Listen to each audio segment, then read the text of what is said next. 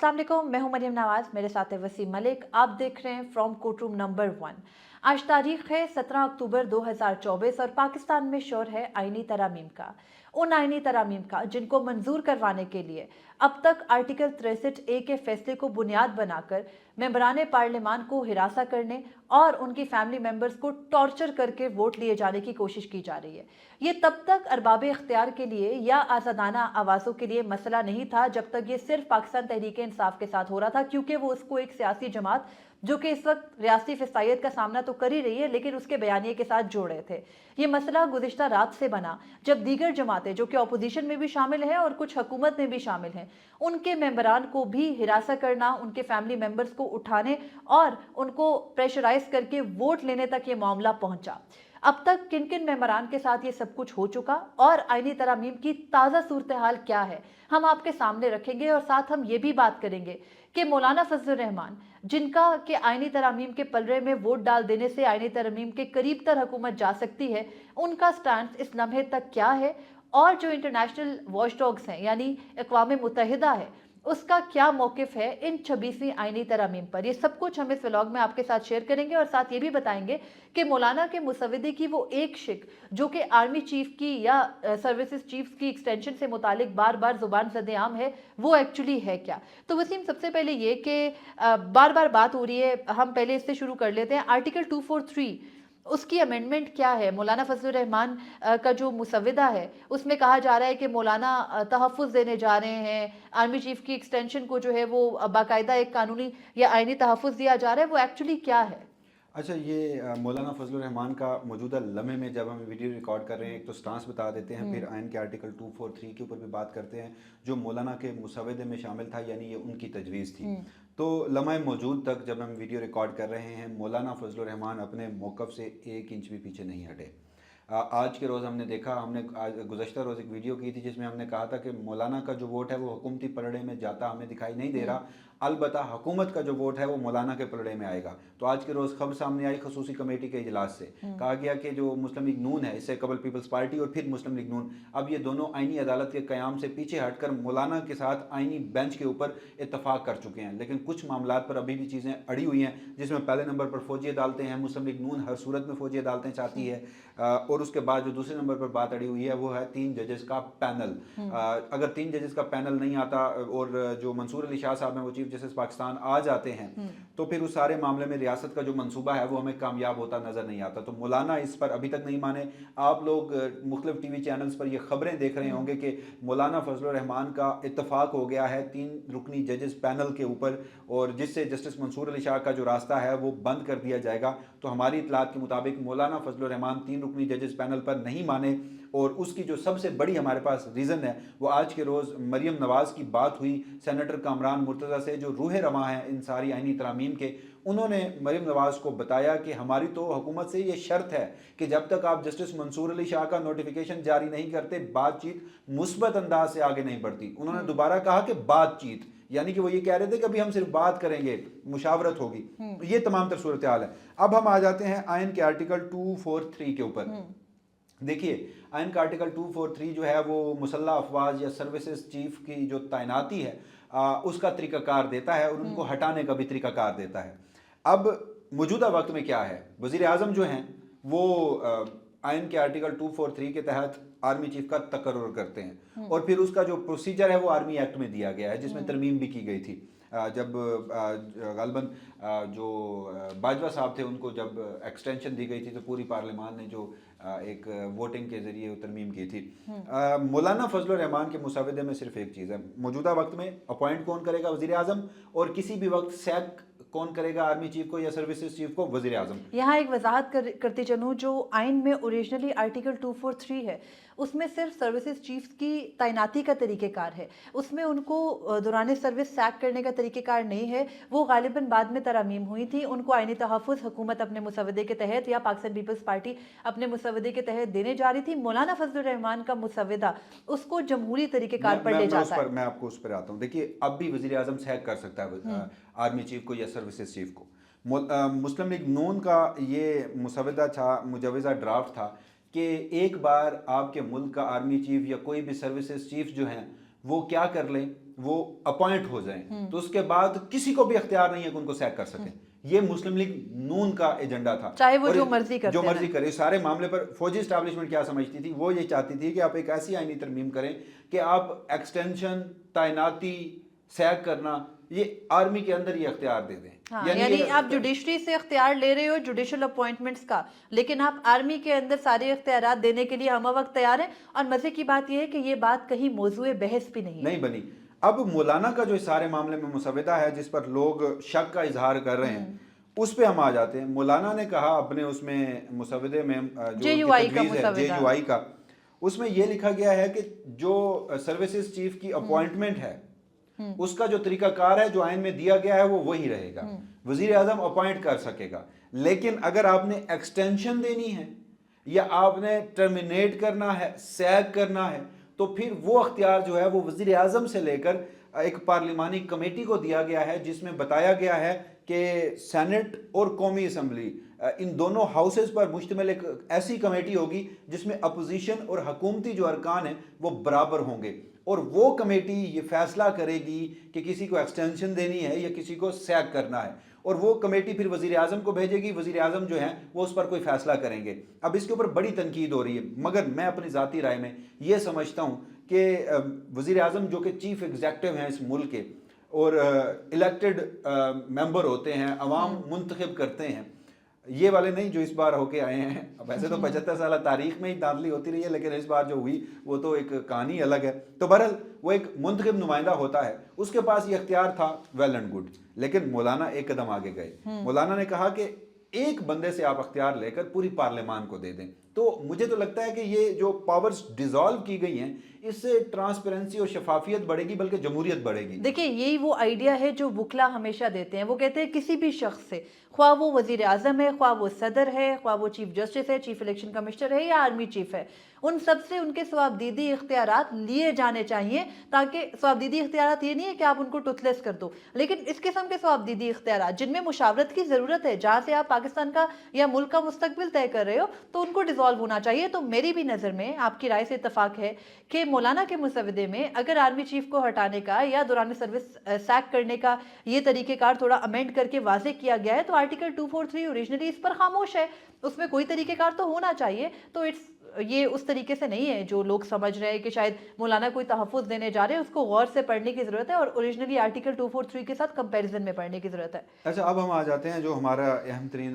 موضوع تھا. آپ نے بڑا درست کہا اپنے انٹرو میں کہ جب تک پاکستان تحریک انصاف کے ساتھ یہ سب کچھ ہو رہا تھا تو یہ بڑی بدقسمتی سے وطن عزیز میں ایک نیو نارمل بن چکا ہے. یعنی پاکستان تحریک انصاف کے اوپر تو ہونے والے اب ظلم, جبر, ریاستی فسطائیت, اس کا تو کوئی بات کرنا بھی میرے خیال میں اب لوگ بھول چکے ہیں کہ یار یہ ہو رہا ہے, یہ تو ہو ہی رہا ہے, اور یہ کس وجہ سے ہو رہا ہے. کر دیا ہے انسینسٹیو کر دیا ہے ساری عوام کو. بھائی اٹھا کے اس چیز کو اتنا نارملائز کر دیا ہے کہ لوگ باقاعدہ کسی کی پکچر آئی بس ایک دو لفظ لکھ دیں گے اور پھر سب بھول بھال جاتے ہیں. مجھے یاد ہے اس ملک میں جب دہشت گردی اپنے عروج پہ تھی تو ایک وقت ایسا آیا کہ روز ہم سنتے تھے, خوف ہوتا تھا ملک بھر میں, فلاں شہر میں دھماکہ ہو گیا, فلاں شہر میں دھماکہ ہو گیا, فلاں شہر میں دھماکہ ہو گیا, اتنے لوگ جو ہیں وہ شہید ہو گئے.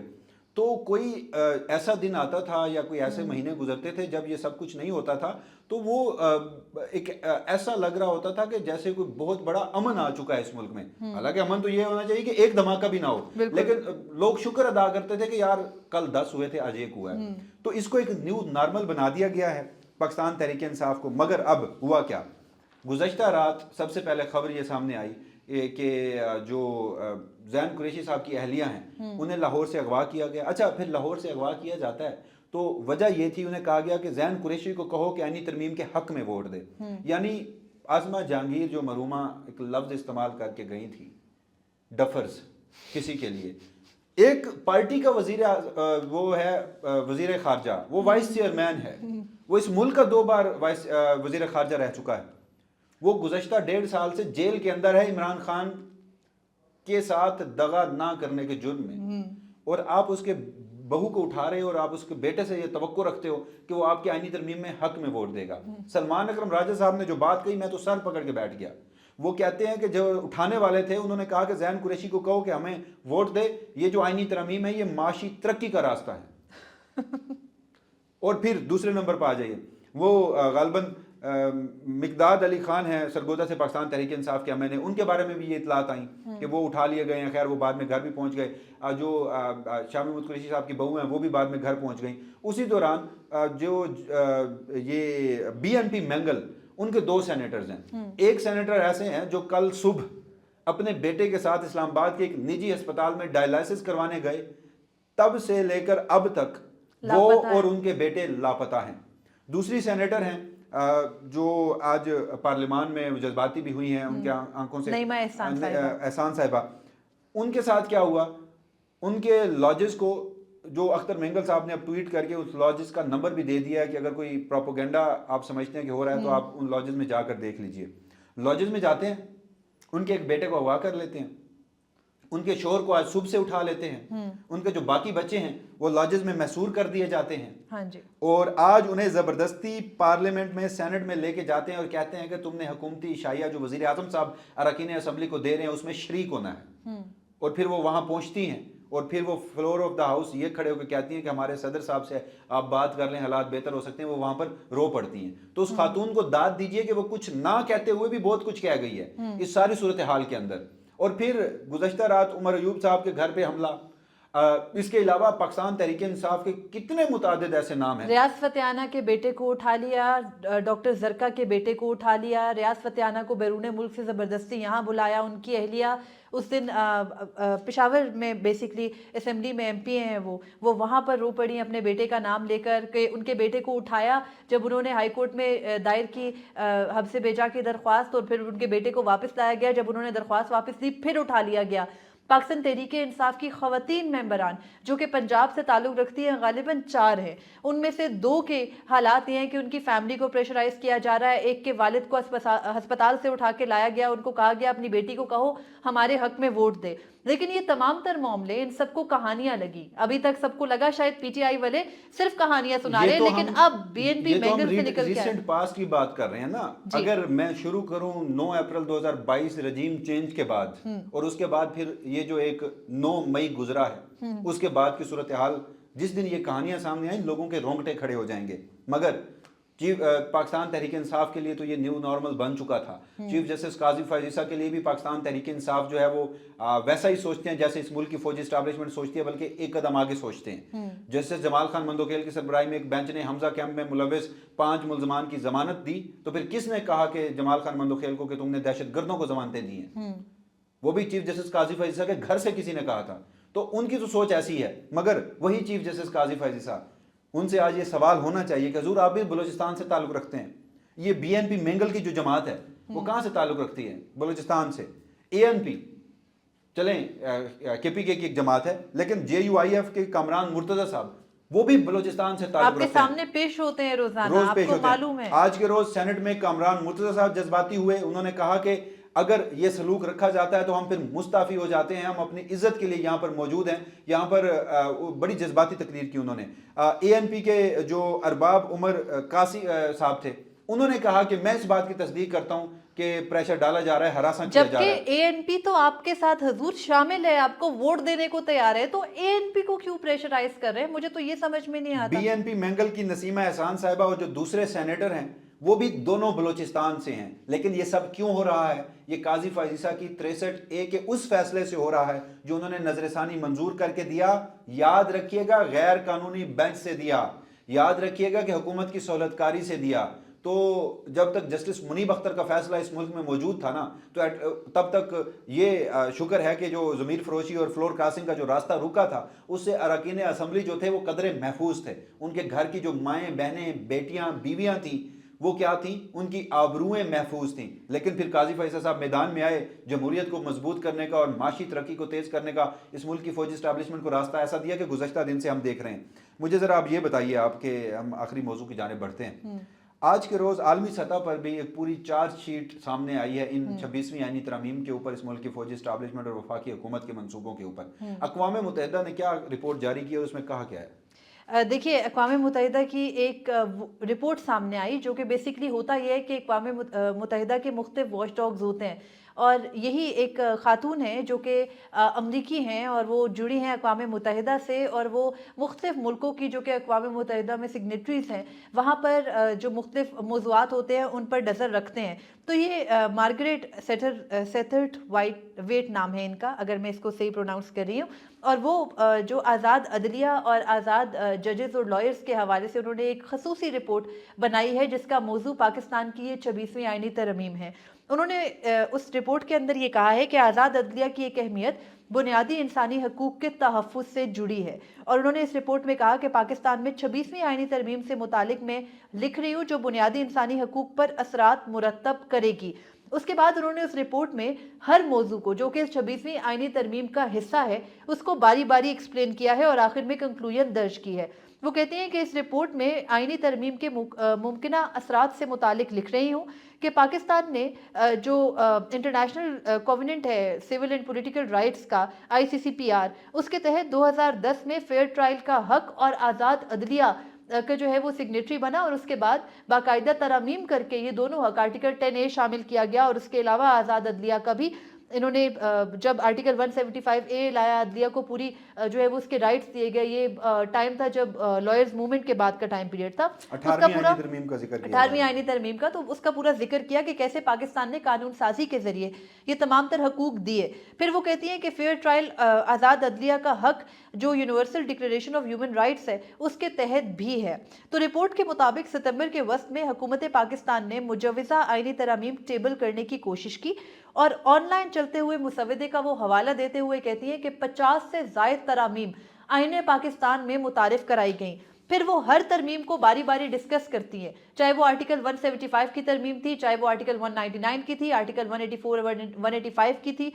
तमाम तरामीम को डिस्कस करते हुए वो बारी बारी कहती हैं कि तरामीम बैनुल अक़वामी स्टैंडर्ड से मुताबिकत नहीं रखती, और इस किस्म की 26वीं आईनी तरामीम करके जो पाकिस्तान के अंदर वकला है और उसके अलावा आज़ाद अदलिया है उस पर कदगन लगाई जा रही है। ये भी रिपोर्ट में लिखा गया है अक़वाम मुत्तहिदा की कि अगर पाकिस्तान में इस किस्म की आईनी तरामीम करनी ही है तो पहले इंटरनेशनल भी जो वॉच डॉग्स हैं उनसे भी आप मुशावरत ले सकते हैं।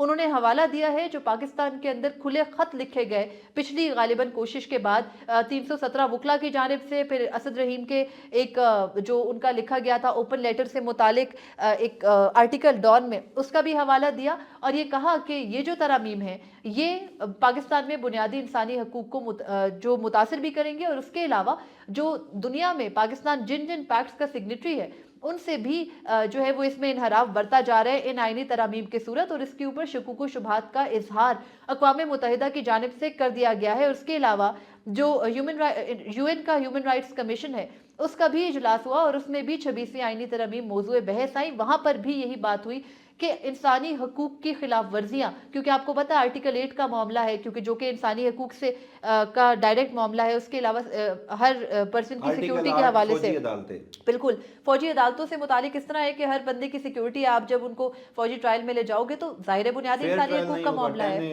एग्जैक्टली 10A वायलेट होगा। तो उसके हवाला देकर जो बैनुल अक़वामी अब प्लेटफॉर्म्स हैं वो भी पाकिस्तान के इन तरामीम के ऊपर सवाल उठा रहे हैं। आपने जो कुछ कहा उसका अगर मैं वन लाइनर मैं समझा हूँ कि अब ना सिर्फ वतन अजीज़ में हम तो आवाज़ें उठा ही रहे थे, अब आलमी सतह पर यानी कि जो UN के वॉच डॉग्स हैं उन्होंने भी चार्जशीट कर दिया है 26वीं आईनी तरमीम को, इस मुल्क की फौजी इस्टेब्लिशमेंट और वफाकी हुकूमत के मंसूबे को, और जिसमें उन्होंने कहा है कि अदलिया की आज़ादी फंडामेंटल ह्यूमन राइट्स के ख़िलाफ़ है, अदलिया की आज़ादी इंटरनेशनल स्टैंडर्ड जो है इंडिपेंडेंस ऑफ जुडिशरी उसके ख़िलाफ़ है, जिससे ये तासुर मिलता है कि हमारे जो आइन की असास है, बुनियाद है, ईंट है, जिसके ऊपर पूरी दस्तूर की इमारत कायम की गई थी, ट्राइकॉटमी ऑफ पावर का कॉन्सेप्ट, वो भी इनक्रोच हो रहा है इन आइनी तरमीम से। तो इस हवाले से जो भी फर्दर डेवलपमेंट होंगी, मरियम नवाज़ खान और मैं यानी कि वसीम मलिक इसी प्लेटफॉर्म से आपको आगाह रखेंगे। अपने फीडबैक से ज़रूर आगाह कीजिएगा। तब तक के लिए इजाज़त दीजिएगा। अल्लाह हाफ़िज़।